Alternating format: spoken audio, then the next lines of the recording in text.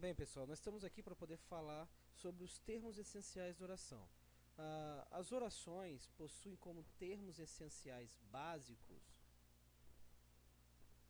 o sujeito, que é o termo com o qual concorda o verbo em número e pessoa, ou seja, o verbo sempre concordará com o sujeito. Tá? Então, essa é uma característica básica do sujeito, é o termo com o qual o verbo sempre irá concordar. Tá?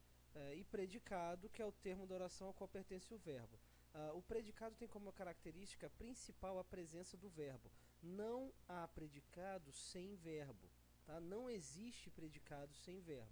Então, o verbo é a característica principal do predicado. Vamos olhar este exemplo. Marcelo estava tranquilo. O sujeito desta oração, ou seja, quem pratica a ação do verbo, é Marcelo. Tá? E o predicado é onde se encontra a ação, é onde se encontra o verbo, que é estava tranquilo. Então, Marcelo é o sujeito, tá? Estava tranquilo é o predicado. Ficaram velhas todas as notícias. Ficaram velhas é o predicado, todas as notícias é o sujeito desta oração. Percebam que há uma inversão. Tá? Este exemplo foi posto para mostrar que o predicado pode vir antes do sujeito.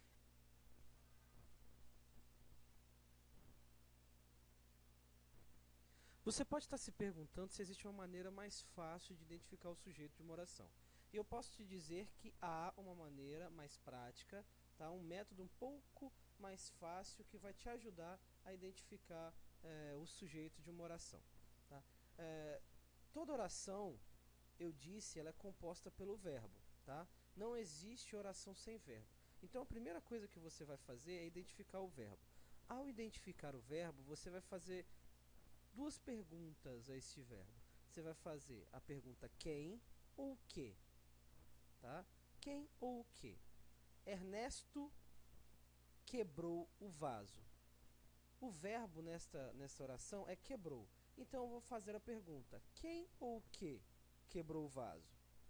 A resposta para essa pergunta é o sujeito da oração. Sempre a resposta para esta pergunta, quem ou o que, ao verbo, será o sujeito da oração. Tá? O vaso foi quebrado por Ernesto. O que foi quebrado por Ernesto? O vaso.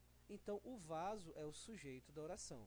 Então, a resposta para a pergunta quem ou o que sempre será o sujeito da oração. Este método é muito prático e vai ajudar muito vocês a identificar o sujeito e assim separar o predicado, ok?